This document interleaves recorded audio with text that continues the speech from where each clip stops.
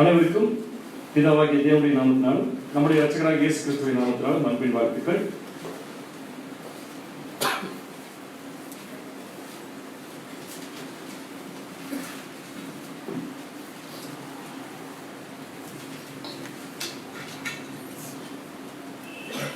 அடுத்த கேள்வி என்ன கேட்க போறேன்னு தெரியும், தயாராகிக்கிறதுக்கு.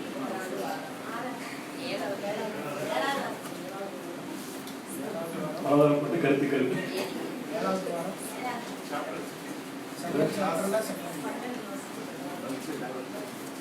முடிச்சிடலாம். எத்தனாவது வாரம்? 7th வீக்ல இருக்கோம். நம்ம சாப்டர் 2ல இருக்கோம். செகண்ட் சாப்டர்ல செகண்ட் கிளாஸ்ல நம்ம இருக்கோம். ஸோ இப்போ நம்ம எந்த பகுதியில் இருக்கோம் அப்படின்னா, சகரியா புஸ்தகத்தின் முதல் பிரிவுல 2வது பகுதியில நம்ம இருக்கோம். 8 இரவு தரிசனங்கள் அப்படிங்கிற தலைப்பின் கீழே ஒவ்வொரு தரிசனமா நம்ம பார்த்துட்டு வரோம். அதுல 2 தரிசனங்கள் நம்ம ஏற்கனவே பார்த்து முடிச்சிட்டோம். இப்போ நம்ம போன வாரத்துல இருந்து பார்த்து கொண்டிருப்பது 3வது தரிசனம். இந்த 3வது தரிசனத்துக்கு என்ன பேர் வச்சோம்? இடையணி கட்ட எப்படி சொல்றது? 3வது தரிசனத்துக்கு என்ன பேர் வச்சோம்? எருசலேமை அழிக்கப்படும். அவர் அழிச்சிருவோம். அளவு நூல் பிடித்திருக்கும் ஒரு புருஷன், இப்படிதான் பேர் வச்சோம். எனக்கு மறந்துச்சா தெரியல. தன் கையில் அளவு நூலை பிடித்திருக்கும் ஒரு புருஷனை நான் கண்டேன். சோ அந்த அடிப்படையில் தான் நம்ம பார்த்தோம். இந்த 8 தரிசனங்களும் என்ன நோக்கத்துக்காக இஸ்ரேல் ஜனங்களுக்கு கொடுக்கப்பட்டுச்சுன்னா, 2 விதமா இருக்காங்க ஜனங்கள். இஸ்ரேல் ஜனங்கள் பாதிக்கு மேற்பட்ட ஜனங்கள் எங்க இருக்காங்கன்னா, புறஜாதி நாடுகள் இருக்காங்க. பாபிலோன் முடிஞ்சு மேதோ பெர்ஷிய ராஜ்யம் ஆரம்பிச்சு, மேதோ பெர்ஷிய ராஜ்யத்திலிருந்து இன்னும் யூதர்கள் நிறைய பேர் எருசலேமுக்கு திரும்பி வரல.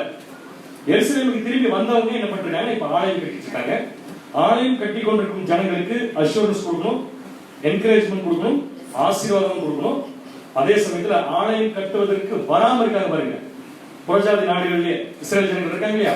சோ அந்த ஜனங்கள் திரும்பி வந்து கட்டுவதற்கும் அந்த உற்சாகம் கிடைக்கும் உங்களுக்கு. சோ இந்த 2 பர்பஸ்க்காக தேவன் இந்த தரிசனங்களை சகரியா மூலம் கொடுத்திருக்காரு. அந்த சகரியா ஒவ்வொரு தரிசனமா சொல்லிட்டு வரும்போது அதனுடைய அர்த்தம் என்னங்கிறதை பார்த்து, அது கடைசி காலத்துல எதுக்கு பொருந்துன்னு பார்த்து, அதை நம்முடைய வாழ்க்கையோட எப்படி கம்பேர் பண்றது அப்படிங்கிற 3 விதமான கோணங்களில் நாம் இந்த சப்ஜெக்ட் பார்க்கிறோம். அந்த அடிப்படையில போன வாரம் இந்த 3வது விஷயம் ஆரம்பிச்சோம். இங்கிலீஷ்ல பாத்தீங்கன்னா மேன் கேரிங் எ மெஷரிங் லைன், தமிழ்ல பாத்தீங்கன்னா அளவு நூல் பிடித்திருக்கும் ஒரு புருஷனை கண்டேன். சோ இதுல இந்த தீர்க்கதரிசனத்துடைய ரொம்ப முக்கியமான ஒரு விஷயம் என்னன்னு பாத்தீங்கன்னா, வசனம் சொல்ற கேரக்டர் யார் யாருன்னு கண்டுபிடிக்கிறதுக்கே போன வாரம் ரொம்ப டைம் ஆயிடுச்சு. அதை கண்டுபிடிச்சதுக்கு அப்புறம் தான் சப்ஜெக்ட் உள்ள போக முடிச்சு. இப்போ மறுபடியும் என்ன பண்ணோம்னா, எத்தனை கேரக்டர்ஸ் இந்த 3வது தீர்க்க தரிசனத்துக்குள்ள வந்திருக்காங்க, தீர்க்க தரிசனம் என்ன அப்படிங்கறத மறுபடியும் ரீகால் பண்ணிக்கலாமா? திருவள்ளுவர் பைபிள்ல படிச்சா ரொம்ப ஈஸியா இருக்கும். வாசிங்க. சகரியா 3ஆம் அதிகாரம் 1ஆம் வசனம். சகரியா 3ஆம் அதிகாரம் 1ஆம் வசனம். 2ஆம் அதிகாரம் 1ஆம் வசனம். சகரியா 2ஆம் அதிகாரம் 1ஆம் வசனம். நான் என் கண்களை உயர்த்தி பார்த்தபோது இதோ அளவு நூலை கையில் பிடித்திருந்த ஒருவரை கண்டேன். இதுவரைக்கும் கொஞ்சம் கன்ஃபியூஷன்ல யார் பார்க்கிறது? பதில் வரவில்லை என்றால் என்ன அர்த்தம்? வசனத்தை கவனிக்கவில்லை என்று அர்த்தம். சோ யார் கண்களை உயர்த்தி பார்த்தது? சகரியா. யார பார்த்தாரு? கையில அளவுகள் பிடித்திருக்கும் ஒரு புருஷனை பார்த்தாரு. பார்த்து சும்மா இருக்காம என்ன பண்றாரு? அவர்கிட்ட கேட்கிறார். வாசிங்க 2ஆம் வசனம். 2ஆம் வசனம். எங்கே போகிறேன் என்று நான் அவரை வினவினேன். அதற்கு அவர் எருசலேமை அளந்து. எங்க போறாரு அவரு? எருசலேமை அளந்து அதன் அகலமும் நீளமும் எவ்வளவு என்பதை காண போகிறேன். அகலம் நீளம் எவ்வளவு என்பதை காண போகிறேன். சோ ஒருத்தர் அளக்க போறாருன்னா என்ன புரிஞ்சுக்கலாம்னா, அவர் கட்ட போறாருன்னு சொல்லி நம்ம எடுத்துக்கலாம். அப்ப கட்டுறதுக்கு முன்னாடி அளக்கிறாரு. அளக்க போறது யார் பார்த்துட்டாரு? சகரியா பார்த்துட்டாரு. சகரியா கேட்டாரு எங்க போறீங்கன்னு அவர் சொல்லிட்டாரு கிளியரா இல்லையா? அப்படி பேசிட்டு இருக்கிற அந்த தூதன் போகும்போது 3ஆம் வசனம் வாசிங்க. 3ஆம் வசனம். என்னோடு பேசிக் கொண்டிருந்த தூதன் திரும்பி செல்வி. இது யாரு?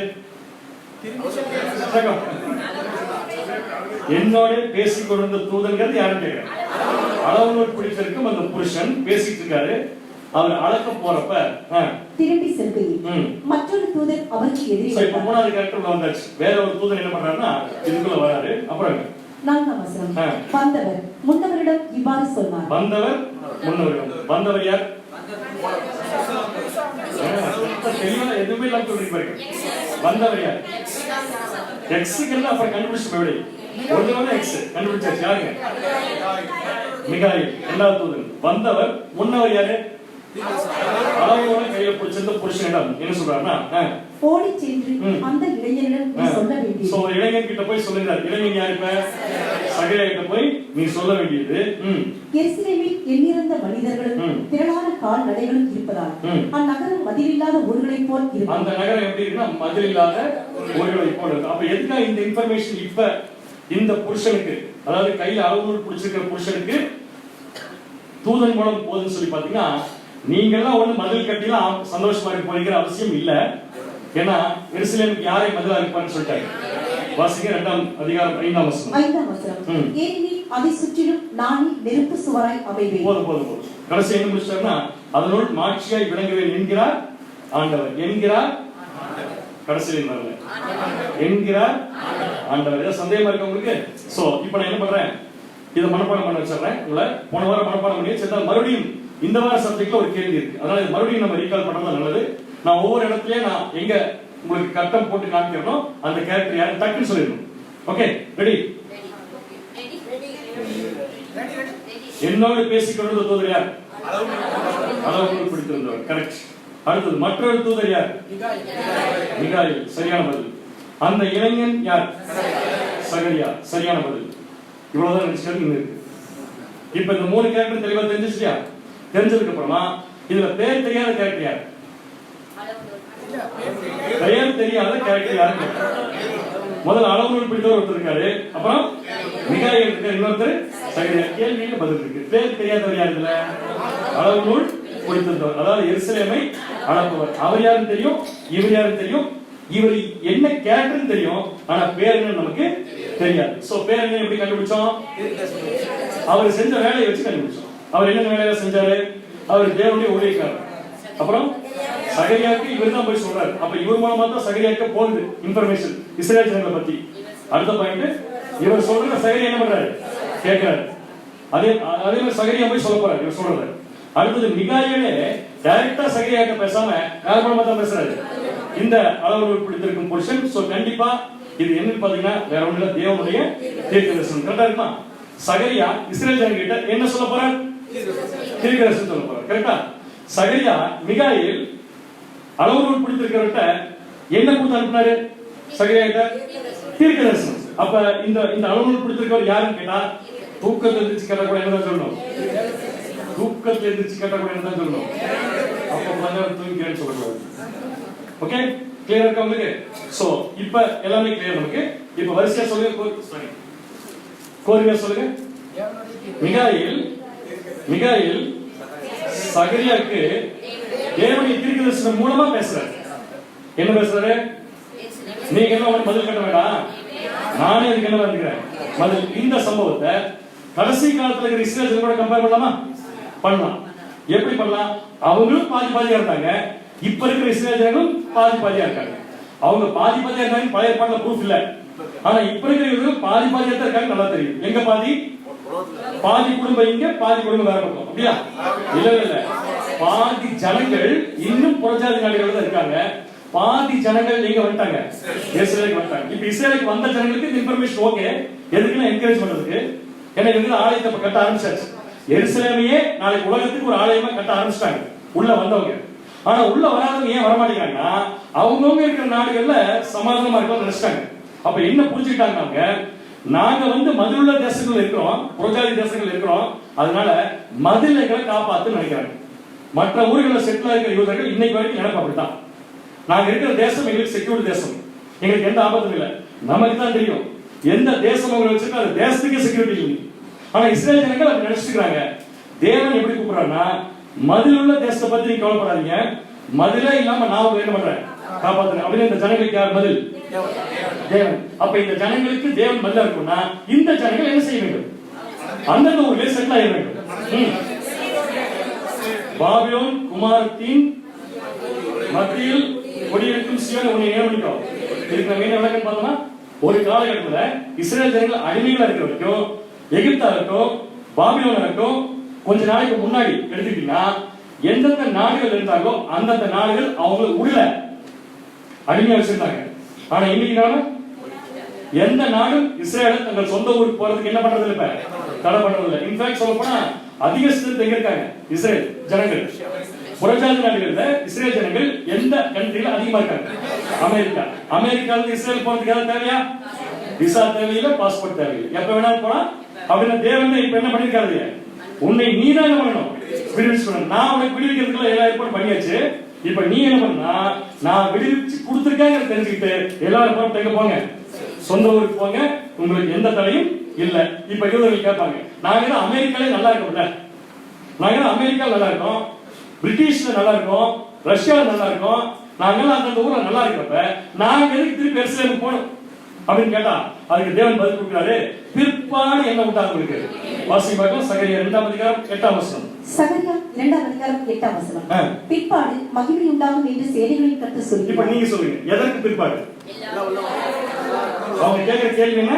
நாங்க எதுக்கு மறுபடியும் தேசத்துக்கு வரணும், இஸ்ரேல் தேசத்துக்கு வரணும்னா தேவன் சொல்றாரு, நீங்க இஸ்ரேல் தேசத்துக்கு வந்தா தான் உங்களுக்கு என்ன உண்டாகும்?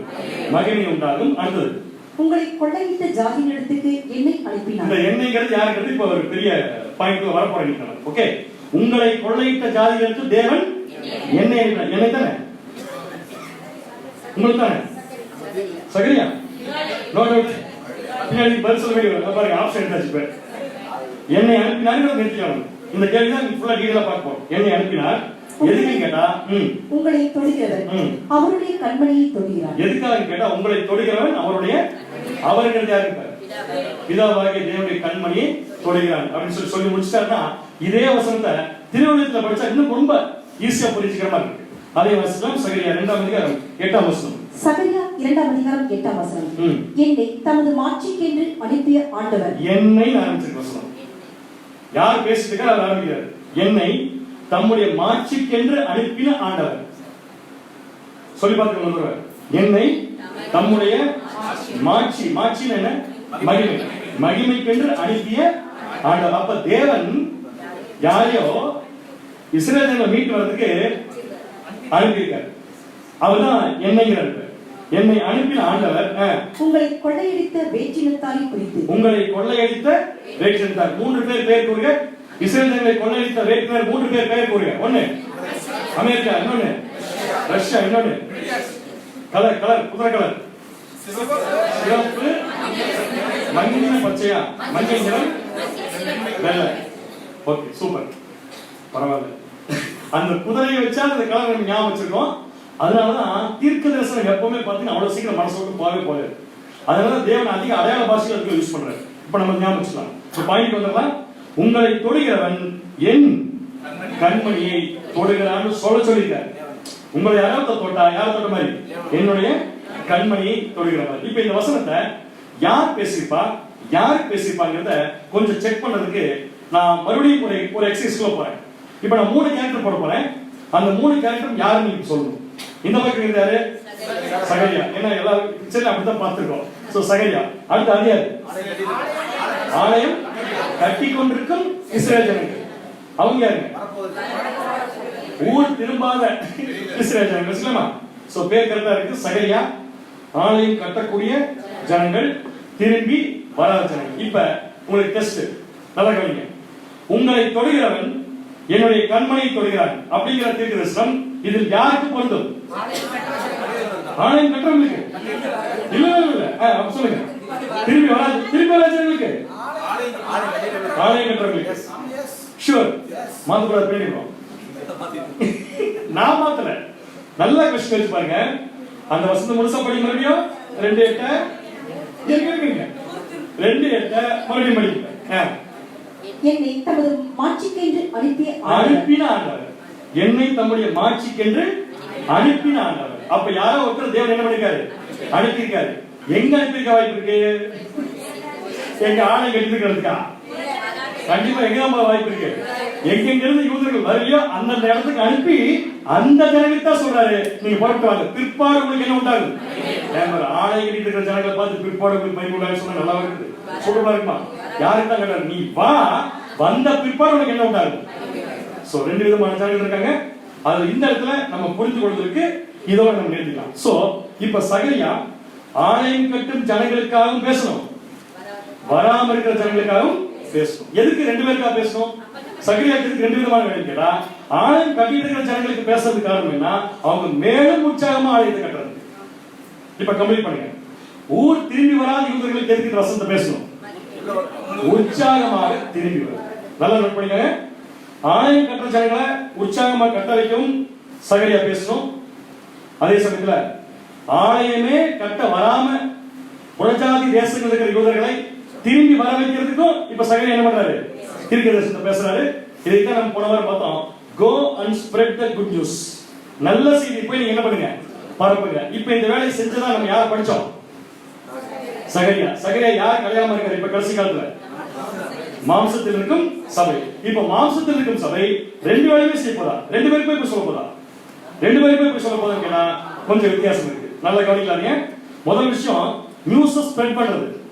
ரெண்டாவது விஷயம் போய் நியூஸ் ஸ்ப்ரெட் பண்றது. ஒரு நிமிஷம் கேப் பண்ணலாமா?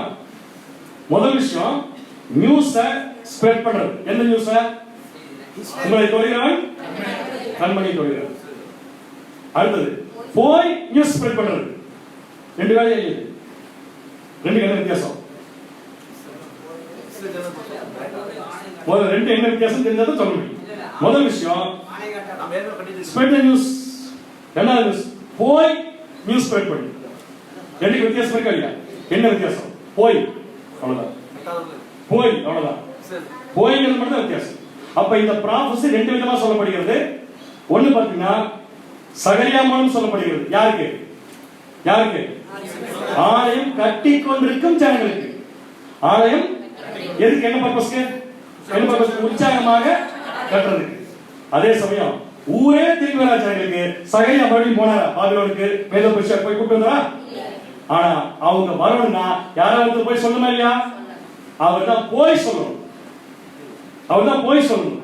அவர் யார்? தீர்க்க தரிசனம். தனியா போமா? யாராவது போய் தான் சொல்லணும். இந்த பிக்சர்ல யாராவது நான் போடுறேன், அப்புறமா வெளியே சொல்றேன். மிகாயேல். மிகாயேல். மிகாயேல் இந்த பிக்சர்ல வந்தாரா இல்லையா? முன்னாடி எங்க வந்தாரு? குறுக்க வந்தார். அவர் தானே? கரெக்ட். குறுக்க வந்தார் தானே? டைவர் கட்ட போயிட்டு இருக்கிறப்ப அவர் என்ன பண்றாரு? உள்ள வந்துட்டார். அவர் தானே? அப்படியே வச்சுக்கோங்க. இது எப்படி என்ன உங்களுக்கு நான் ப்ரூவ் பண்றேன். பட் ரெண்டு பர்பஸ். ஒன்னு சகரியா பேசுறது ஆலயம் கட்டி கொண்டிருக்கிற ஜனங்களுக்காக. மிகாயேல் சொல்றது ஊர் திரும்பாது. இதுல போய் தீர்க்கதரிசனத்தை சொல்றது யார்? கண்டிப்பா யாரா தான் இருக்கும்? சகரியாவா இருக்கிறதுக்குரிய வாய்ப்பு டெஃபினட்டா இல்லை. இப்ப வரைக்கலாமா? வசந்த மறுபடியும் வாசிங்க. சகரியா 2:8. சகரியா 2:8 பிற்பாடு மகிமை உண்டாகும் என்று சேனைகளை கர்த்தர் சொல்கிறார். கொஸ்டின், எதற்கு பிற்பாடு? மற்றவர்கள் கொஞ்சம் பேசலாமே. எதற்கு பிற்பாடு? எல்லா யூதர்களும் திரும்பி வந்ததற்கு பிற்பாடு என்ன உண்டாகும்? அப்ப எல்லா ஜனங்களும் திரும்பி வந்ததுக்கு அப்புறம் மகிமை உண்டாகும்னா திரும்பி வரவேண்டிய ஜனங்களுக்கு தான் போய் சொல்லணும். கரெக்ட். வாசிங்க. அடுத்து உங்களை கொள்ளையிட்ட ஜாதிகளிடத்துக்கு என்னை அனுப்பினார். அப்ப இத போய் அந்த ஜனங்களுக்கு சொல்றதுக்கு யார் கொள்ளையிட்டாங்க அவங்க கிட்டயே அனுப்பியிருக்காங்க தேவன். யாரை? என்னை அனுப்பினார். யாரை? இந்த எண்ணெய் யார்? அதான் சப்ஜெக்ட். ஒசுக்கு சொல்லிங்க. சாய்ஸ் தர உங்களுக்கு. ஒன்னு சகரியா இருக்கிறதுக்கு வாய்ப்பு இருக்கு. இல்லைன்னா மிகாயால் இருக்கிறதுக்கு வாய்ப்பு இருக்கு. கண்டிப்பா என்ன சொல்றீங்க? ஏன் மிகாயேங்கிற சாய்ஸ் பண்ணிட்டீங்க? சகரியா மறுபடியும் போய் வெளியிருக்கிற கூட்டு வந்த மாதிரி ப்ரூஃப் நமக்கு இல்ல. ஆனா அவங்களும் வந்தா தான் இந்த ப்ராபசி நிறைவேறும். கரெக்ட். அப்படின்னா யாரா தான் இருக்குங்கிறத மறுபடியும் இதுல ப்ரூவ் பண்ணலாமா?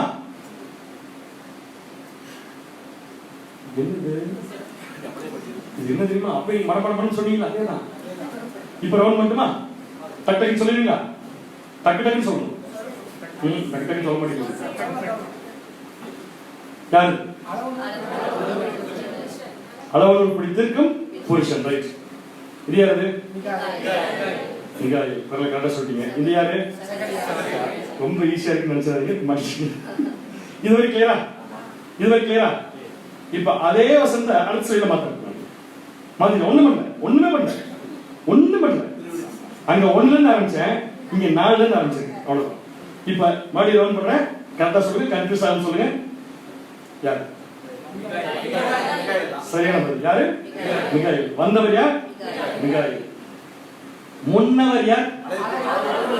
அளவுநூல் பொறுத்திருக்கும் புருஷன். இளைஞன் யார்? சகரியா. ரைட். இப்பதான் நமக்கு என்ன கண்டுபிடிக்கணும்?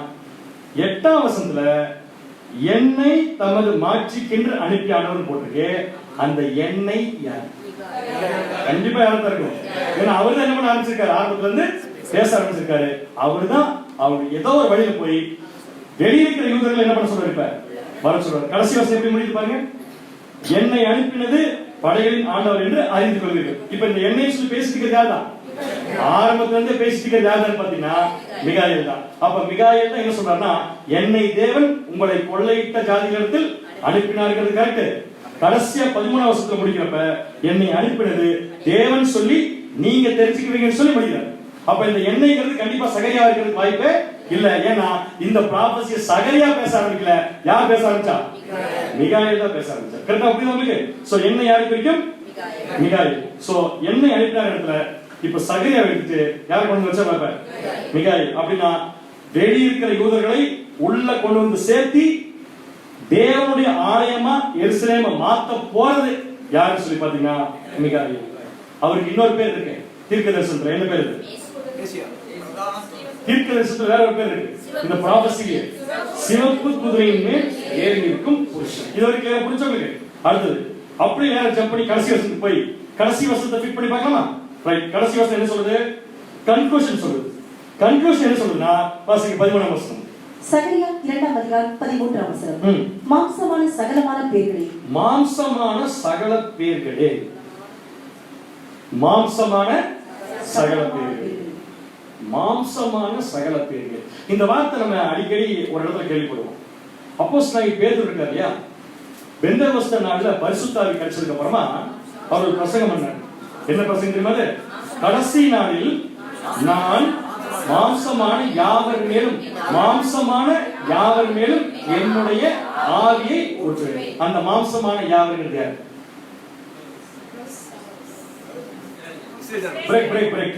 இஸ்ரவேல் ஜனங்களா? உலக ஜனங்கள் எல்லாருமே தேவனை ஊத்து போறாரு, ஆவியை ஊத்து போறாரு. இது யோயேல் இருந்து ரெஃபர் பண்ணி பேசுறாரு.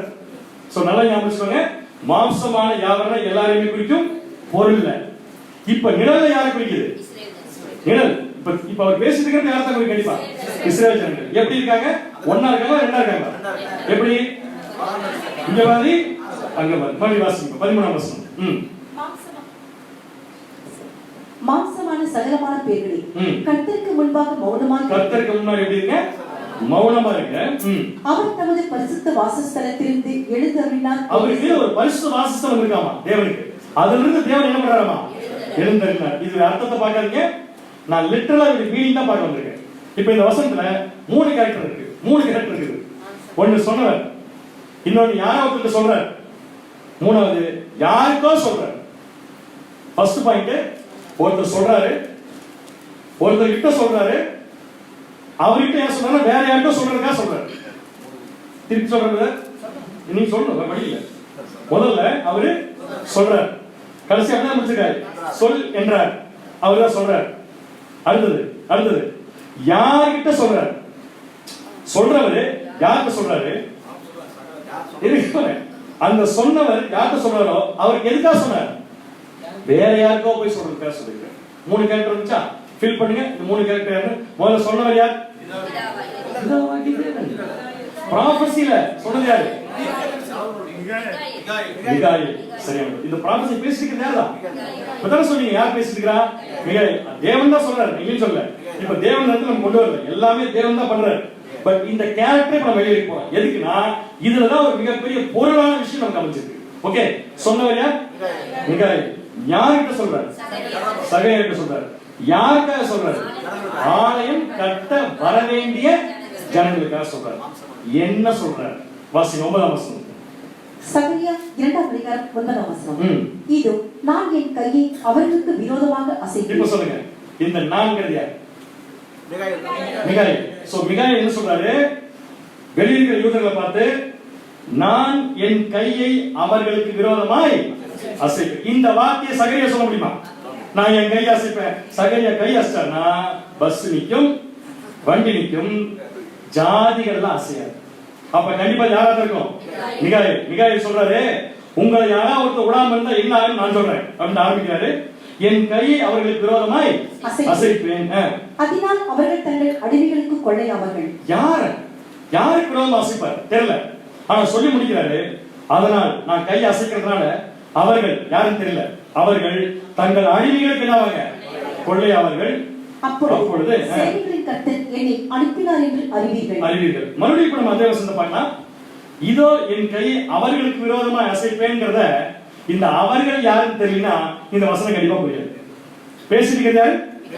மிகாயில். என்ன சொல்றாரு? ஏதோ இன்ஃபர்மேஷன். அந்த இன்ஃபர்மேஷனுடைய கண்டென்ட் என்ன? நான் என் கையை அவர்களுக்கு விரோதமா அசைப்பேன். இந்த அவர்கள் யார்? அவர்கள் யாருக்குமா சிம்பிளா வசனம் படி சொல்ல போனா, ஏற்கனவே வசனம் படிச்சோம், உங்களை தொடுகிறவன் என் கண்மணியை தொடுகிறான். அப்படின்னா யாரா இருக்குது? உங்களை யாரா ஒருத்தர் டச் பண்ணா, இந்த உங்களை யாரு? இஸ்ரேல் ஜனங்கள். இஸ்ரேல் ஜனங்களை யாரா ஒருத்தர் டச் பண்ணா அவங்களுக்கு விரோதமா என் கையை நான் என்ன பண்ணுவேன்? இஸ்ரேல் ஜனங்களுக்கு விரோதமா யாராவது அவங்க டச் பண்ணா அவர்களுக்கு விரோதமாய் என் கையை நான் என்ன பண்ணுவேன்? இந்த என் யார்? மிகாயில் சொல்றாரு, என் கையை நான் அசைப்பேன். அப்படி அசைக்கும் போது என்ன ஆகுனா, அவர்கள் தங்கள் அடிமைகளுக்கு என்னவாங்க? இந்த அவர்கள் யார்? இப்ப யாரு இஸ்ரேல் சொல்றாங்களோ அவங்க அவர்கள். அந்த தொடக்கூடிய இஸ்ரேல் ஜனங்கள் அவங்க அடிமைகளுக்கே கொள்ளையிடுவாங்க. அப்படி யார்? இஸ்ரேல் ஜனங்கள். அப்ப இஸ்ரேல் ஜனங்களே தான் யார் யாரெல்லாம் அவங்க பிடிச்சி வச்சிருந்தாங்களோ அவங்க என்ன பண்ண போறாங்க? அழிக்க போறாங்க. அதான் சரியான பாயிண்ட். யாருடைய கை மூலமா அழிக்க போறாங்க? மிகாயில் சொல்றாரு, என் கை அசைக்கும் போது என் பிள்ளைகள், என் ஜனங்கள் உங்களை என்ன பண்ணிடுவாங்க? அழிச்சிடுவாங்க. அப்படி அழிக்கும் போது சேனைகளின் கர்த்தர் என்னை அனுப்பினார் என்று எல்லாரும் என்ன பண்ணிப்பீங்க? தெரிஞ்சு. அப்ப அது வரைக்கும் இந்த தூதன் யாருன்னு இஸ்ரேல் ஜனங்களுக்கு தெரியும். இப்ப யாருக்கு தெரியும்? நமக்கு தெரியும். புரியுதா உங்களுக்கு? அப்ப இஸ்ரேல் ஜனங்களுக்கு இந்த தூதன் யாருக்கு எப்ப தெரியும்னா, அவங்களுடைய கொள்ளையிட்ட புறஜாதிகள் அழியும் போதுதான் தெரியும். இதே வசனத்தான் ஏசாயா சொல்றாரு, 19ஆம் அதிகாரம் 16, 17. கர்த்தருடைய கை அசைக்கப்படும் போது நடக்கக்கூடிய சம்பவம். ஏசாயா 19ஆம் அதிகாரம் 16, 17 வசனங்கள். அக்காலத்திலே எகிப்தியர் பெண்டுகளைப் போல் இருந்து சேனைகளின் கர்த்தர் தங்கள் மேல் அசைக்கும் கை அசைவினாலே அஞ்சி நடுங்குவார்கள். கவனிச்சு வசனத்தை. எகிப்து ஒரு எக்ஸாம்பிள். எகிப்து வந்து அடையாளமான உலகத்துக்கு எக்ஸாம்பிள். இப்ப யூதர்களை புடிச்சு வச்சிருக்கிற உலக நாடுகள் கண்டிஷன் என்ன? கர்த்தருடைய கையசையினாலே அஞ்சு என்ன பண்ணுவாங்கம்மா? அப்ப கையசைச்சா நடுங்குவாங்க. நிறைய பேருக்கு உடம்பு சரியில்லை, கைதான் நடுங்கும். கையசைச்சா நடுங்குவாங்க கேட்கறேன். அப்படி என்ன அர்த்தம்? கையினாலே பலம். இது யாருடைய பலம்? மிகாயேலுடைய பலம்.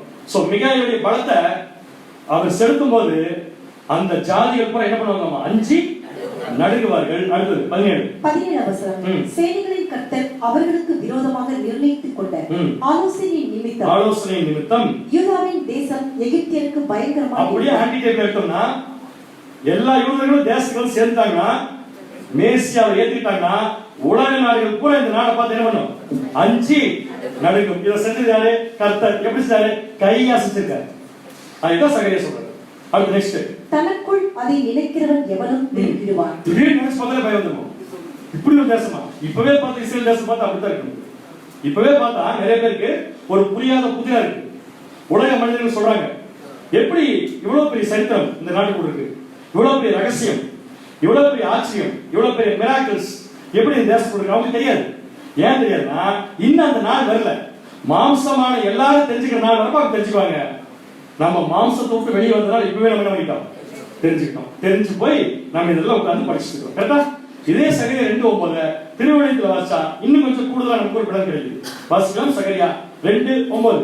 சகரியா 2ஆம் அதிகாரம் 9ஆம் வசனம். இதோ அவர்களுக்கு எதிராக என் கையை ஓங்க போகிறேன். நேரா புரிஞ்சுச்சு. அங்க கையை அசைப்பேன் இருந்துச்சு, இங்க அப்படி கையை ஓங்கறது என்னங்க? நிறைய ஓங்குறீங்களா? கையை ஓங்குறது இருக்கு, அடிக்கிறது. அப்படி என்ன அர்த்தம்? யார் ஏத்தாப்புல நிக்கிறாங்களோ அவங்களுக்கு கண்டிப்பா அடி விழுகும். இப்ப யார் ஏத்தாப்புல நிக்கிறது? இஸ்ரேலை புடிச்சு வச்சிருக்கிற மத்த நாடுகள். அவங்க எல்லாம் நல்லா அடி விழுக போது தங்களுக்கு பணிவிடை செய்தவர்களுக்கு கொள்ளை பொருள் புரிஞ்சிருச்சு. அந்த புறஜாதி நாடுகள் பூரா பணிவிடை செய்த இஸ்ரேல் ஜனங்களுக்கே நேர்வாங்க கொள்ளையாவார்கள். அப்பொழுது நீங்கள் என்னை அனுப்பியது படைகளின் ஆண்டவர் என்று அறிந்து கொள்ளுங்கள். கடைசியில ரொம்ப இம்ப்ரெசிவா இருக்கு. அப்பதான் எப்பதான் எல்லா ஜனங்களும் உள்ள வந்து புறஜாதி தேசங்கள் பூரா அடிவாங்கும் போதுதான் என்னை அனுப்பினது. என்ன யாருக்க? என்னை மிகாயேல் தான் இருக்கிறத படைகளின் ஆண்டவர்கிறத நீங்க என்ன படிக்கிறீங்க? இந்த நீங்க யார்? அப்படி இஸ்ரேல் ஜனங்கள் என்ன தெரிஞ்சுக்க போறாங்க? யார் இந்த அங்கே வந்து ஜெயிக்கிறது யார் இந்த மேசியாங்கிறது தெரிஞ்சுக்கலாம். புரியுதவர்களுக்கு? மேசியாவை தெரிஞ்சுக்கிட்டா அவங்களுடைய கண் குருடா இருக்கு பாத்தீங்களா, அதெல்லாம் ரிலீஸ் ஆயிடுது. இது வரைக்கும் கண்கள் அவங்களுக்கு எப்படி தான் இருக்கு? குருடா தான் இருக்கு. நல்லா கண்ணு பாக்குது, ஆனா பாக்குற கண்ணுக்கு இவர்தான் மேசியாங்கிறது இன்னைக்கு வரைக்கும் கண்டுபிடிக்க முடியும். ஆனா தேடிட்டு இருக்காங்க, அவர் தேடிட்டு இருக்காங்க, இன்னைக்கு வரைக்கும் தேடிட்டு இருக்காங்க. ஆனா கண்டிப்பா தெரிஞ்சுக்கும் போது, மேசியாவை கண்டுபிடிக்கும் போது இவர் தான் மேசியான்னு சொல்லி அவங்க கம்ப்ளீட்டா யூத ஜனங்கள் தெரிஞ்சுக்கும் போது அவங்க வாழ்க்கையிலே அவங்களுக்கு அப்பதான் உச்சகட்ட சந்தோஷம். உச்சகட்ட சந்தோஷம் வந்தா என்ன பண்ணுவாங்க? பாட்டுதான் வாசிங்க. ஏசாயா 40ஆம் அதிகாரம் 9, 10. ஏசாயா 40ஆம் அதிகாரம் 9, 10 வசனங்கள். சீயோன் என்னும் சுவிசேஷகியே, நீ உயர்ந்த பர்வதத்தில் ஏறு. ஏன்னா நீ தான் உலக நாடுகளுக்கெல்லாம் ஆலயம். உயர்ந்த பர்வதத்தில் ஏறு. எருசலேம் என்னும் சுவிசேஷகியே, நீ உரத்த சத்தமிட்டு கூப்பிடு. உரத்த சத்தமிட்டு கூப்பிடு. பயப்படாமல் சத்தமிட்டு யூதா பட்டணங்களை நோக்கி இது உங்கள் தேவன் என்று கூறு என்று தைரியம் என்ன பண்ணி சொல்லு. இது கர்த்தராகிய ஆண்டவர் பராக்கிரமசாலியாக வருவார். கர்த்தராகிய ஆண்டவர்கள் பிதாவாகிய தேவனை தான் குறிக்கும். பட் யார் மூலமா செயல்படுத்தப்படுதுன்னு பாத்தீங்கன்னா நம்முடைய ஆண்டவராகிய இயேசு கிறிஸ்து. நிழல்ல யார் இருக்குது? மிகாயில். சோ அவர் மூலமா தான் செயல்படுத்தப்படுகிறது. அவர் பராக்கிரமசாலியா வருவாரு. அவருக்கு எது பலம்? கையசு தானே. வாசிங்க அடுத்தது. அவர் தமது புயத்தினால் அரசாளுவார். அவர் தம்முடைய புயத்தினால் அரசாளுவார். இது அவர் அளிக்கும் பலன் அவரோடு கூட வருகிறது. அவரோடு கூட வருகிறது. அவர் கொடுக்கும் பிரதிபலன் அவருடைய முகத்துக்கு முன்பாக செல்கிறது. இதே வசனத்தை இஸ்ரவேலுடைய சந்தோஷத்தை ஏன் சந்தோஷம் வச்சவங்களுக்கு மேசியான்னு கண்டுபிடிச்சாங்க. அந்த சந்தோஷம் வரப்ப என்ன வரும்? அது இந்த வருஷத்துல வரமா இருக்கு, ஆனா வரும்னு சொல்லி சகரியாவே சொல்லிட்டாரு. ஆலயம் கட்டிட்டு இருக்கவங்களுக்கு சொல்றாரு, ஆலயம் கட்ட போறவங்களுக்கு சொல்றாரு. வாசிக்கலாம் சகரியா 2ஆம் அதிகாரம் 10. சகரியா 2ஆம் அதிகாரம் தெரியுமா உங்களுக்கு? என்னது? அதையும் தான் படிச்சுக்கிறோம். உடனே அங்கே வந்துட்டோம். சகரியா 2:10 வாசிங்க. சகரியா 2ஆம் அதிகாரம் 10 வசனம். சீயோன் குமாரத்தியே கெம்பீரித்து பாடு. இங்க ஒரு பெரிய கேள்வி காத்திருக்கு. இதுல சந்தோஷம் மட்டும் இல்ல, ஒரு ஆச்சரியமும் காத்திருக்கு. மறுபடியும் வாசிங்க. சீயோன் குமாரத்தியே கெம்பீரித்து பாடு. எப்படி பாடு? ஏன் ஒரு கம்பீரம்? அந்த கம்பீரித்து பாடுறது எப்ப வரும்? ஃபுல் சந்தோஷம். இப்ப அவங்க பொறுத்த வரைக்கும் கம்பீரமா பாடுறது எப்படின்னா மேசியா கண்டுபிடிச்சிருக்கதான் பாடு. இதோ நான் வந்து உன் நடுவில் வாசம் பண்ணுவேன். நான் வந்து உன் நடுவில் என்ன பண்ணுவேன்? இந்த நான் யாருக்கு? பிதாவாகிய தேவன். அப்படின்னா இஸ்ரேல் ஜனங்கள் மேசியாவை ஏத்துக்கிட்டாங்கன்னா தேவன் யாரோட வந்து வாசம் பண்ணுவாரு? இஸ்ரேல் ஜனங்கள். அப்ப உலக ஜனங்கள் கோயில் எது? இஸ்ரேல் தேசம். இஸ்ரேல் தேசம். அப்ப மாம்சமான எல்லாருக்குமே இஸ்ரேல் தேசம் தான் ஒரு ஒரு ஒரு ஆலயம். ஏன்னா தேவன் எங்கதான் இருக்காரு? அங்கதான் இருக்காரு. அப்ப தேவன் வந்து வாசம் பண்ணணும்னா இஸ்ரேல் ஜனங்கள் என்ன பண்ணணும்? முதல் பாயிண்ட் எல்லாம் உள்ள வரணும். எவ்வளவு? 50-50. மீதி இருக்க 50 உள்ள வரணும். ரெண்டாவது மேசியாவை முதல்ல அடி வாங்கணும், அப்புறம் ஜெயிக்கணும். மேசியாவை ஏத்துக்கணும். மேசியாவை ஏத்துக்கும் போது இந்த தேசம் தேவன் வாசம் செய்யும் வாசஸ்தலமா என்ன போகுது? மாறப்போகுது. இதே மாதிரி வசனத்தை வெளிப்படுத்தின விசேஷம் படிச்சது. வெளிப்படுத்தின விசேஷம் படிச்சலாம். அது என்பது இதே மாதிரி வசனம். இதே மாதிரி வசனம் எருசலேம் பத்திரத்துல உலக ஜனங்கள் பத்திரது வாசிங்க. வெளிப்படுத்தின விசேஷம் பாபிலோன் குமாரத்திக்கு போயிட்டு வெளிப்படுத்தின விசேஷம் வெளிப்படுத்தின விசேஷம் வெளிப்படுத்தின விசேஷம் எடுக்க சீக்கிரம் எடுங்க. 21ஆம் அதிகாரம் 3ஆம் வசனம் பார்க்கலாம். எத்தனை பேருக்கு ஞாபகம் இருக்குன்னு பார்க்கலாம். வசனம் இப்பவே தெரிஞ்சு போச்சு. நாங்க எங்க போய் ஞாபகம் இருக்கு பார்க்கலாமா? செக் பண்ணலாமா? உங்களுக்கு ஞாபக சக்தி ஒரு டெஸ்ட். வெளிப்படுத்தின விசேஷம் 21:3 வாசிங்க. வெளிப்படுத்தல் 21ஆம் அதிகாரம் 3ஆம் வசனம். மேலும் பரலோகத்திலிருந்து உண்டான ஒரு பெரும் சத்தத்தை கேட்டேன். எப்பவுமே வெளிப்படுத்தின விசேஷம் இப்படித்தான். அதனால அதை நம்ம படிக்க வேண்டிய அவசியம் இல்லை. அது உங்களுக்கு விளக்கம் தெரியும். எல்லா சக்தியும் நமக்கு பரத்துல இருந்து வருது. அடுத்த பாயிண்ட். அது இது மனுஷர்களிடத்திலே தேவனுடைய வாசஸ்தலம் இருக்கிறது. வந்துச்சா? அந்த சத்தம் என்ன சொல்லுச்சு? மனுஷர்களிடத்தில் தேவனுடைய போதும் அது கூட போதும். மனுஷர்களிடத்தில் தேவனுடைய வாசஸ்தலம். தேவனுடைய வாசஸ்தலம் என்ன அர்த்தம்? தேவனுடைய வாசஸ்தலம் என்ன அர்த்தம்? தேவன் வந்து இருக்கிறார். தேவன் வந்து மனுஷன் மேல இருப்பாரா? மனுஷன் இருக்கிற இடத்துல இருப்பாரா? ஒரு நிமிஷம். தேவனுடைய வாசஸ்தலம் எங்க இருக்காமா? மனுஷர்கள். வெளிப்படுத்தின விசேஷம் 21ஆம் அதிகாரம் எப்ப நடக்குதுன்னு தெரியுமா நமக்கு? அப்படி என்ன அர்த்தம்? கம்ப்ளீட்டா பீசபிள் கிங்டம். படிச்சோமா இல்லையா? பீசபிள் கிங்டம், சமாதானமான கண்ணுக்கு தெரியும் ராஜ்யம். சோ கண்ணுக்கு தெரியும் ராஜ்யம் வர்றப்ப மனுஷர்கள் யார்? இப்ப உலக ஜனங்கள் மத்தியில என்ன இருக்குமா? தேவனுடைய வாசஸ்தலம். இப்ப நீங்க பேர் சொல்லுங்க. இப்ப ஆன்சர் சொல்லுங்க. உலக ஜனங்கள் எல்லார் மேலையும், மாம்சமான எல்லார் மேலையும் தேவன் எல்லாத்தையும் உயிர்த்தெழுப்பி கொண்டு வந்து கண்ணுக்கு தெரிய ராஜ்யத்தை எஸ்டாப்ளிஷ் பண்ணும்போது அந்த ஜனங்கள் மத்தியில தேவனுடைய வாசஸ்தலம் இருக்குமா? எங்க? கோயம்புத்தூர் தானே? இப்ப எருசலேம் மத்தியில யார் இருப்பான்னு படிச்சா சகரியா சொல்லும்போது படிக்கலையா? படிச்சோமா படிக்கலையா? சியோன் குமாரத்தியே எங்கிட்டு பாடு. எப்ப எப்ப நீ மேசியாவை ஏற்றினதுக்கு அப்புறம் அதான் பீசபிள் கிங்டம். அந்த கிங்டத்துல தேவன் வந்து ஒரு நடுவில் என்ன பண்ணுவாரு? வாசம் பண்ணுவார். அதே வாசம் வெளிப்படுத்தல சொல்றது, வெளிப்படுத்தல சொல்றது மனுஷர்களுக்கு தேவனுடைய அப்படின்னா உலக ஜனங்கள் எல்லாரும் கோயிலுக்கு போவாங்களா போக மாட்டாங்களா? பீசபிள் கிங்டத்துல போவாங்க. எங்க இருக்கும்? இந்த எருசலேம்ங்கிற ஆலயத்தை கட்டுறதுக்கு தான் இன்னும் பாதி யூதர்கள் இன்னும் வந்து என்ன பண்ணல? சரி, இதுதான் சகரியா சொல்றாரு. சகரியா 2ஆம் அதிகாரம் 12ஆம் வசனம். சகரியா 2ஆம் அதிகாரம் 12ஆம் வசனம். கர்த்தர் பரிசுத்த தேசத்திலே யூதாவாகி தமது பங்கை சுதந்தரித்து. பரிசுத்த தேசம் நிறைய பேர் கவனிக்கல நான் சொல்றேன். பரிசுத்த தேசம் எருசலேம், டோட்டல் இஸ்ரேல் தேசம் தான் நமக்கு. யூதாவாகி தமது பங்கை சுதந்தரித்து திரும்பவும் எருசலேமை தெரிந்து கொண்டார். திரும்பவும் எருசலேம் என்ன பண்ணுவார்? தெரிந்து எதுக்கு? தாம் இருக்கும் வாசஸ்தலமாக தெரிந்து கொள்வார். அப்பொழுது சேர்த்துக்கலாம் அந்த வார்த்தையை. அப்பொழுது என்ன நடக்கும்? என்ன நடக்கும்? மாம்சமான இது யாரு? புரிஞ்சவங்களுக்கு உலக ஜனங்கள் கர்த்தருக்கு முன்பாக மௌனமாக இருங்கள். கர்த்தருக்கு முன்னாடி எப்படி இருங்க? மௌனமாக இருங்கள். அவர் தமது பரிசுத்த வாசஸ்தலத்திலிருந்து எழுந்தருளினார் என்று சொல்லி அவருடைய பரிசுத்த வாசஸ்தலம் எங்க? இப்ப இஸ்ரேல் தேசத்துல என்ன பண்ணிருக்காரு? எழுந்தருளினார். அப்படின்னா வேர்ல்ட் கேபிட்டல் அப்படின்னு சொல்றது எருசலேம் தான்.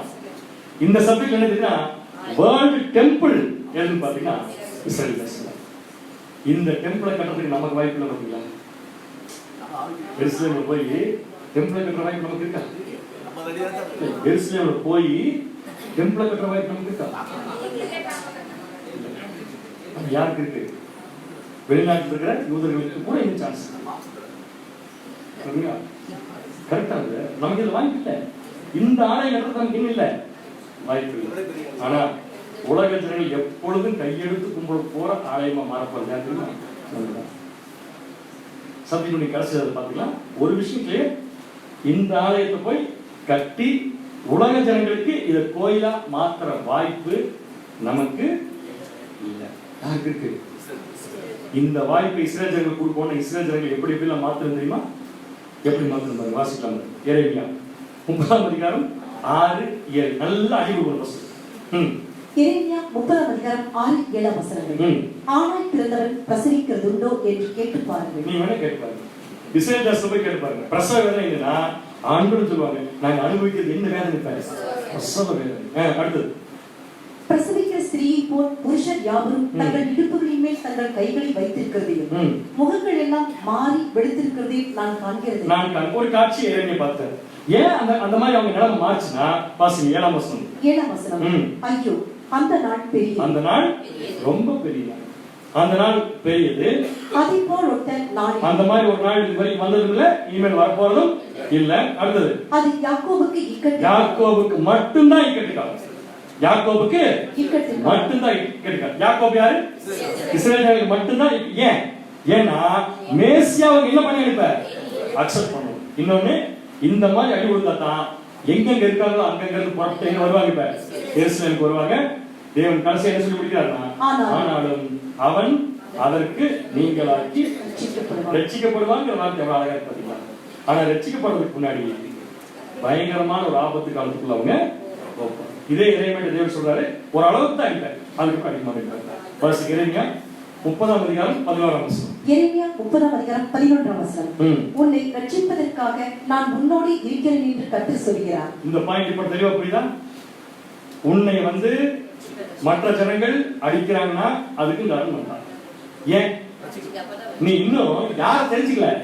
மேசியாவை தெரிஞ்சுக்கல. அடுத்து மேசியா தெரிஞ்சுக்கியா? தெரிஞ்சுக்கணும்னு வச்சுக்கோங்க, எல்லா ஜனங்களும் உன்னை வச்சு அடிப்பேன். ஏன்னா நீங்க தான் உலகத்துல எல்லாருக்கும் மேலான ஜனங்கள். மாம்சமான எல்லா ஜனங்களுக்குள்ளயும் விசேஷ ஜனங்கள் யாருன்னு பார்த்தீங்கன்னா இஸ்ரவேல் ஜனங்கள் தான். வாசிங்க அடுத்து. உன்னை சிதறடித்த எல்லா ஜாதிகளையும் நான் நிர்மூலமாக்குவேன். உன் மேல யார் யாரெல்லாம் கை வச்சாங்க எல்லாத்தையும் என்ன பண்ணுவேன்? சொல்ல மாட்டீங்க? அப்படி என்ன அர்த்தம்? முதல்ல உன்னை சரி பண்றதுக்கு அவங்களுக்கு விட்டுருவேன். அப்புறம் யாரையும் அடிக்கிறாங்க நோட் பண்ணி வச்சுக்குவேன்.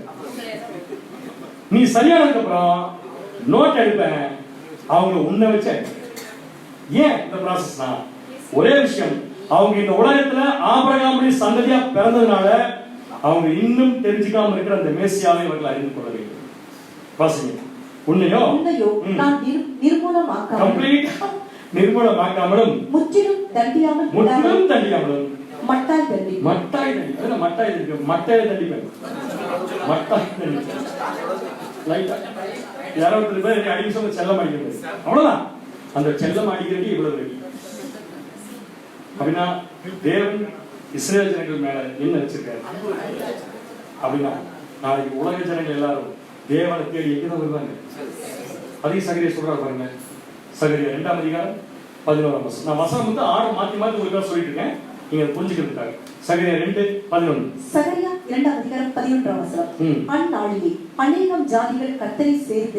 அநேக ஜாதிகள் உலக ஜனங்கள் மாம்சமான யாவரும் சேர்ந்து என் ஜனமாவார்கள்.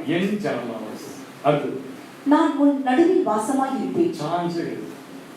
எல்லா ஜனங்களும் என் ஜனங்கள் ஆயிடுவாங்க, ஆனா நான் உன் கூட மட்டும் தான் இருப்பேன். இந்த உன் யார்? இஸ்ரேல். இந்த வசனத்துக்கு உங்களுக்கு அர்த்தம் தெரியும் நினைக்கிறீங்களா? இஸ்ரேல் ஜனங்களுக்கு தெரியுமா கேட்கிறேன்? தெரியாது. யார் தான் போய் சொல்லணும்? சகரியா தான் போய் சொல்லணும். சகரியா தான் போய் சொல்லணும்.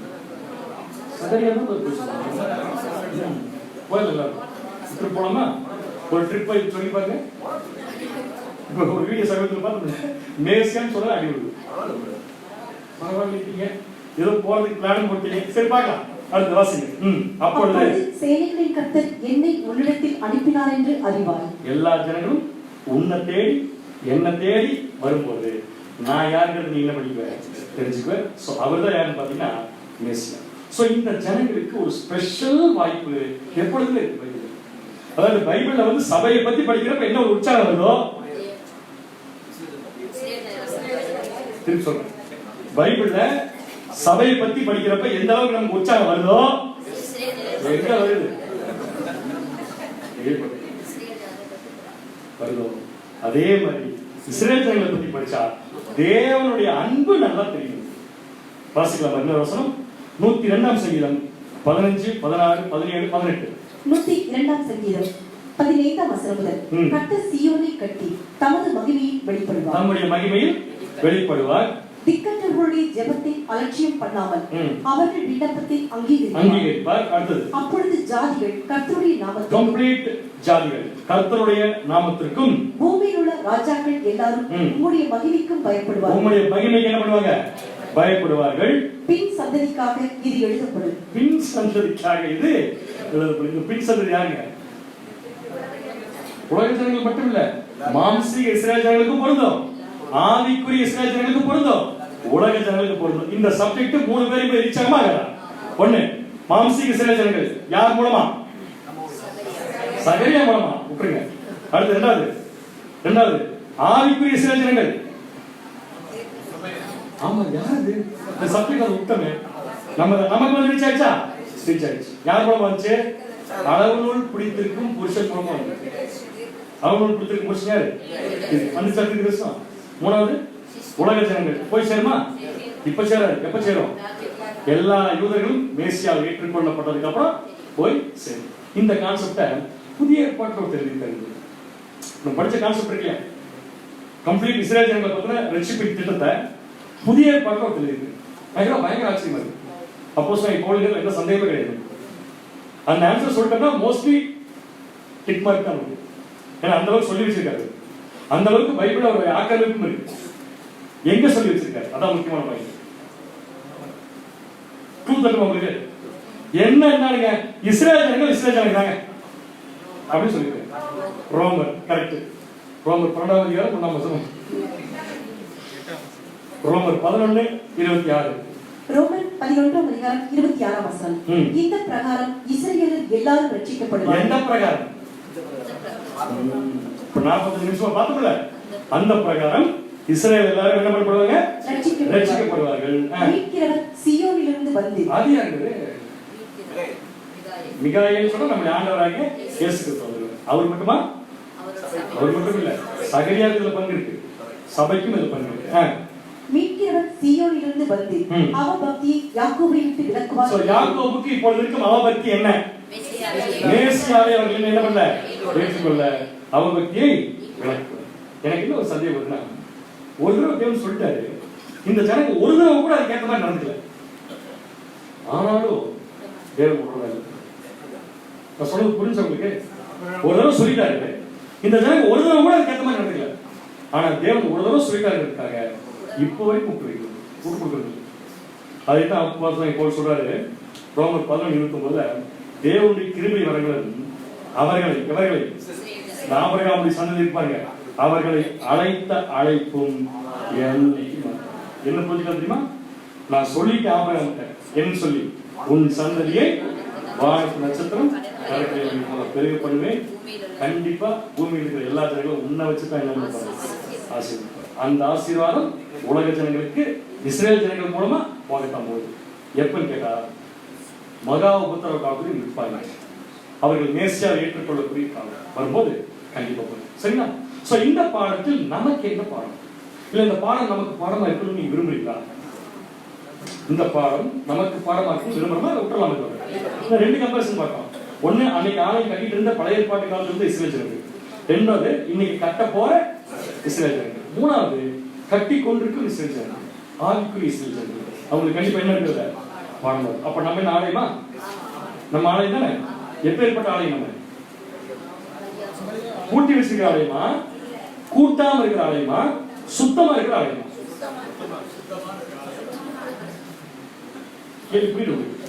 கூட்டி வச்சிருக்கிற ஆலயமா, கூட்டாம இருக்கிற ஆலயமா, சுத்தமா இருக்கிற ஆலயமா கேட்டேன்.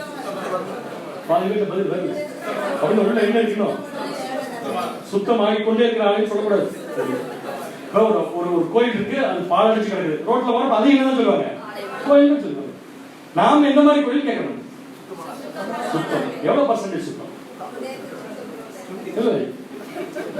எவ்வளவு பர்சன்டேஜ் நம்ம சுத்தம்? எவ்வளவு பர்சன்டேஜ் சுத்தமா? 50-50. யூதர்கள் பழைய ஏற்பாட்டு காலத்துல சகரியா விட்டு தேவன் ப்ராபசி பேசுறப்ப அங்க 50, வெளியே 50. இப்ப சகரியாக்கள் உட்கார்ந்து இந்த பாடம் படிக்கிறப்ப இப்போ இஸ்ரேல் ஜனங்கள் இஸ்ரேல்ல 50, உலக ஜனங்கள் 50. இத படிச்சு கொண்டிருக்கும் சகரியாக்கள் அவங்களும் 50-50. என்ன 50? என்ன 50? நம்ம எப்பவுமே 50-50 தான். ஒன்று பழைய மனுஷன், இன்னொன்று புதிய மனுஷன். கிளியரா? ஓகே. நம்ம ஆலயம் கட்டோம்னா என்ன பண்ணணும்? இஸ்ரேல் ஜனங்கள் பழைய ஏற்பாடுகள் ஆலயம் கட்ட என்ன பண்ணணும்? கம்ப்ளீட்டா 50% வெளிய இருக்கவங்க உள்ள வந்து 100% ஆகும். நம்ம ஆலயம் கட்டோம்னா நாம கூட இந்த பழைய மனுஷன் 50 இருக்கா பாருங்க. 50-ஆ 70-ஆ? என்ன சொல்றாங்க? எனக்கு 100% என்ன? சரி, எத்தனை பர்சன்ட் இருக்கோ அத்தனை பர்சன்ட், அத்தனை பர்சன்ட்டும் பழைய மனுஷன்ல இருந்து வெளியே வந்தா தான் நாம என்ன கட்ட முடியும்? கிளியரா இருக்கு. அப்ப ஆலயம் கட்டோம்னா 100% சேர்ந்தா தான் கட்ட முடியும். ரைட்? சோ நமக்குள்ள பழைய மனுஷன், புதிய சிருஷ்டி, இது ரெண்டுமே இருக்கு இல்லையா? இப்ப இத நம்மளால பொறுத்த முடியாது தெரிஞ்சுட்டா மிகாயேல் தேவன் இருக்கிறார்.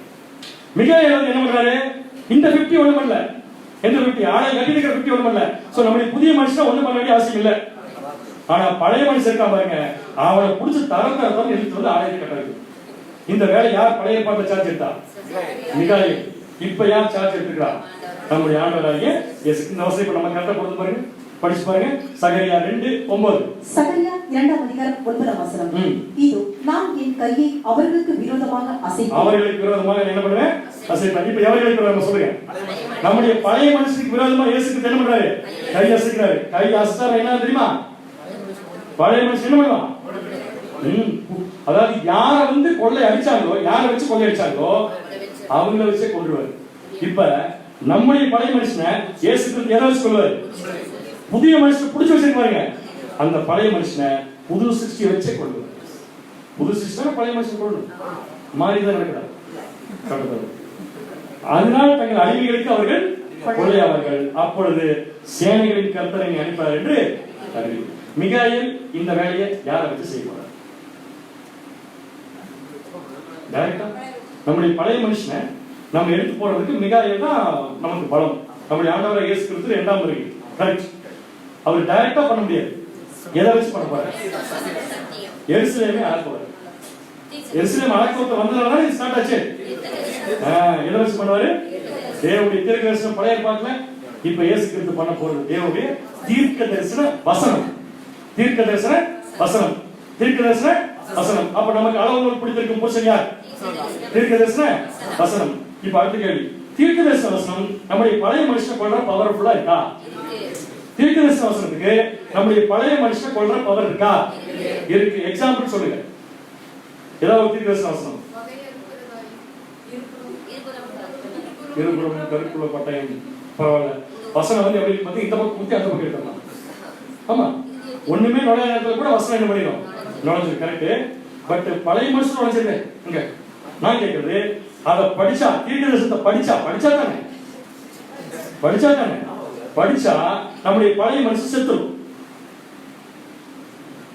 அப்படிப்பட்ட ஒரு தீர்க்க தரிசன புஸ்தகம் நம்முடைய பழைய மனுஷனை கொள்றதுக்காகவே எழுதி வச்சிருக்காரு. பழைய ஏற்பாடு. பழைய ஏற்பாடு நமக்கு இல்லை, புதிய ஏற்பாடு.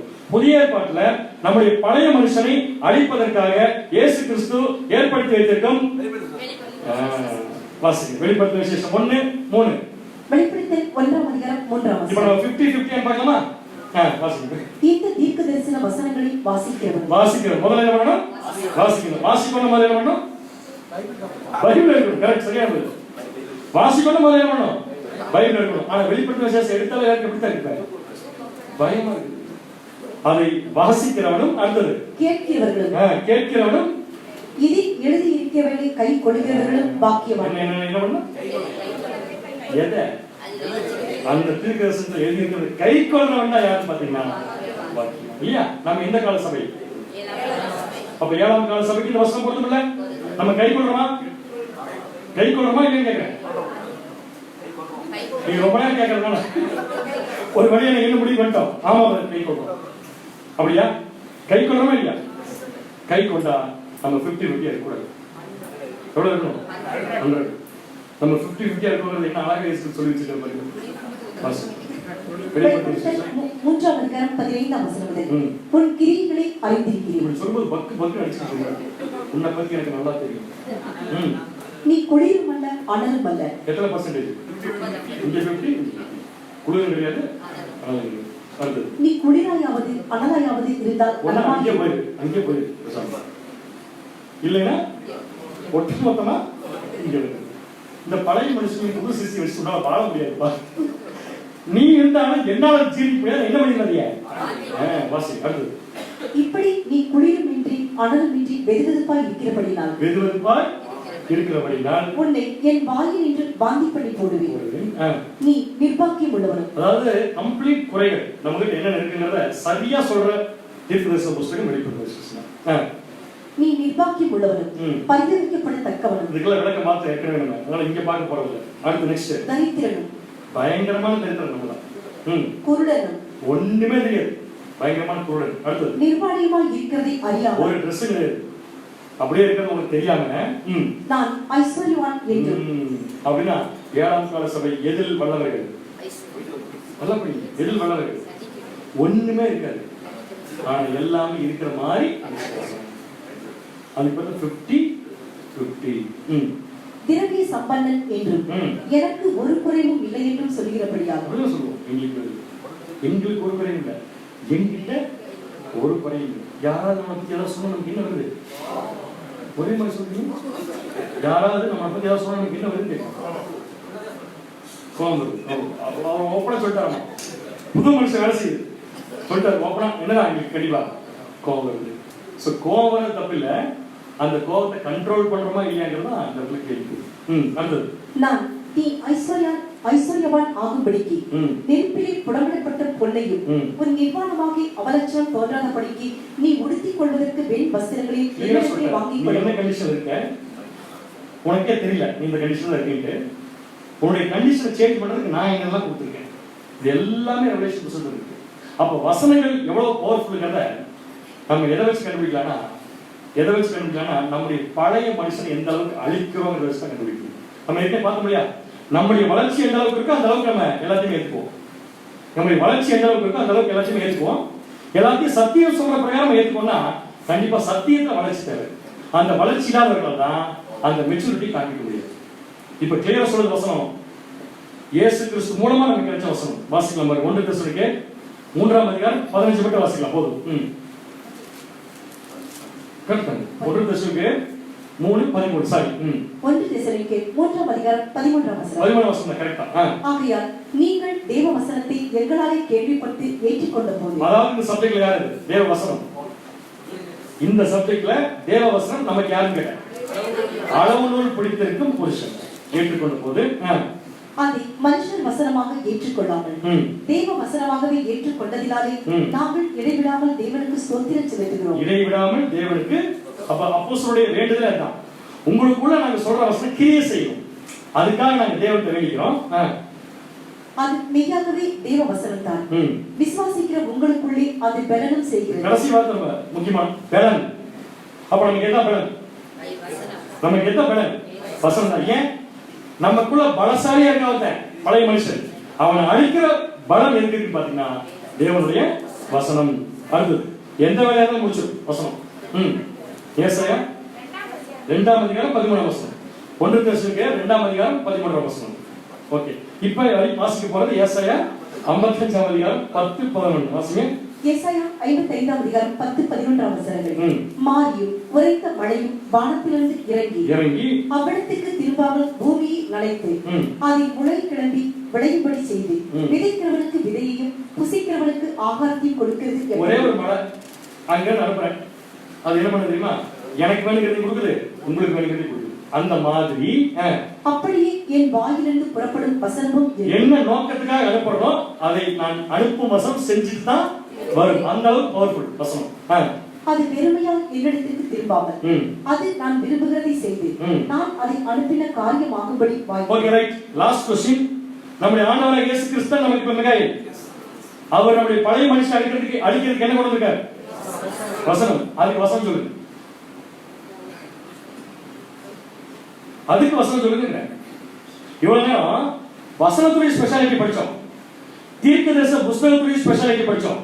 இப்ப நான் கேட்கறது, இயேசு கிறிஸ்து வசனத்தை நமக்காக கொண்டு வந்து நம்முடைய பழைய மனுஷன் அழிக்கிறாருக்கு டைரக்ட் வசனம். என்னங்க உண்மையும் சரி ட்ரூத் தட்டுமா? 2ஆம் வருகையில வந்து இயேசு கிறிஸ்து செய்யற வேலை அது ஒரு வேலை. வெள்ளி மட்டும் நல்ல வெள்ளி விழுந்து மல்கியா 3ஆம் அதிகாரம் 3ஆம் வசனம். மல்கியா 3ஆம் அதிகாரம் 3ஆம் வசனம். அவர் உட்கார்ந்து வெள்ளியை புடமிட்டு சுத்திகரித்துக் கொண்டிருப்பார். 2ஆம் வருகையில வந்து என்ன பண்ணிருக்காரு பாரு, வெள்ளி. ஒரு பக்கம் இஸ்ரேல் ஜனங்களை சுத்திகரிச்சிருக்காரு, இன்னொரு பக்கம் நமக்கு தேவையான வெள்ளியை சுத்திகரிக்கிறார். அவர் லேவியின் புத்திரரை சுத்திகரித்து, அதான் இப்ப மாம்சத்தில் இருக்கிற சபை, லேவியின் புத்திரரை சுத்திகரித்து அவர்கள் கர்த்தருடையவர்களாய் இருக்கும்படிக்கும், கர்த்தருடையவர்களாய் அதான் ஆலயம் கர்த்தருடையவர்களாய் இருக்கும்படிக்கு நீதியாய் காணிக்கை செலுத்தும்படிக்கும் அவர்களை பொன்னை போலவும் வெள்ளியை போலவும் புடமிடுவார். சோ கிளியரா? இப்ப யாரெல்லாம் கேரக்டர் வந்தாங்க, அந்த கேரக்டர் என்னென்ன பண்ணாங்க, அந்தந்த கேரக்டர் இன்னைக்கு இஸ்ரேல் ஜனங்களுக்கு யாரு, அந்தந்த கேரக்டர் இன்னைக்கு நமக்கு யாரு அப்படிங்கிற ஒரு கம்ப்ளீட் கம்பேரிசன் இப்ப நம்ம 3வது விஷயத்துக்கு நம்ம பார்த்தோம். சோ 3வது விஷயம் இதோட முடிஞ்சது. அடுத்த வாரம் நம்ம பார்க்க போறது 4வது இரவு தரிசனத்தை. அடுத்த வாரம் நம்ம வெள்ளிக்கிழமை மீண்டும் பார்க்கலாம். கேட்ட வசனங்களை தேவன் நமக்கு ஆசீர்வாதமாக்கி தருவார்கள். ஆமென்.